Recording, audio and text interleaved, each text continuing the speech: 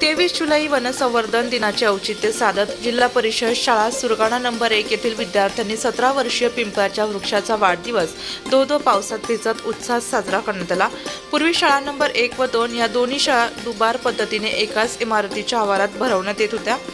17 वर्षापूर्वी शाळा नंबर 1 ला सर्व शिक्षा अभियान अंतर्गत नवीन इमारत झाल्यानंतर या आवारात पिंपळसोंड गावचे रहिवासी पर्यावरणप्रेमी शिक्षक रतन चौधरी यांनी एक पिंपळाचे लहानशे रोपटे तत्कालीन ग्रामपंचायत पाणीपुरवठा योजनेच्या पाईपलाईनच्या बांधलेल्या वॉलमधील जागेवरून आणून शाळेच्या आवारात लावले। ते आज 17 वर्षाच्या कालावधीत खूप मोठे झाले आहे। इवलेसे रोप लावल्याद्वारे त्याचा वेलू गेला गगनावरी याची प्रचिती आली आहे।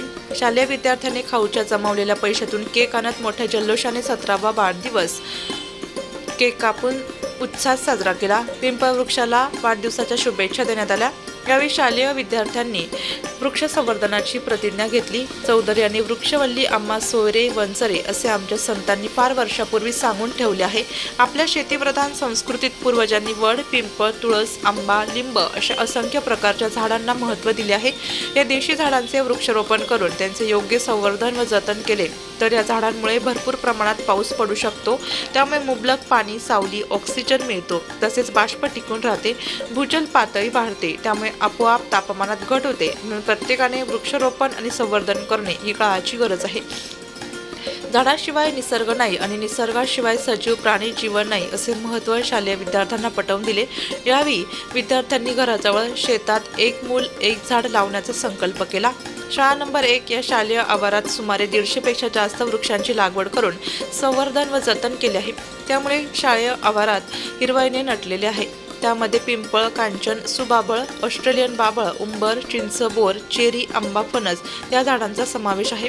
17 वर्ष झालेला पिंपळ शालेय प्रांगणात विस्तीर्ण पसरल्याने विद्यार्थ्यांनी बांधलेल्या ओट्यावर बसून सावलीत मनसोक्त जेवण करीत आहेत। सोबतच पानांची सळसळ सुमधुर संगीत कानी येत आहे। मे जून मध्ये तर शालेय आवारात पिंपळ फळांचा आस्वाद घेण्यासाठी पक्ष्यांच्या दिवसभर किलबिलाट सुरू असतो।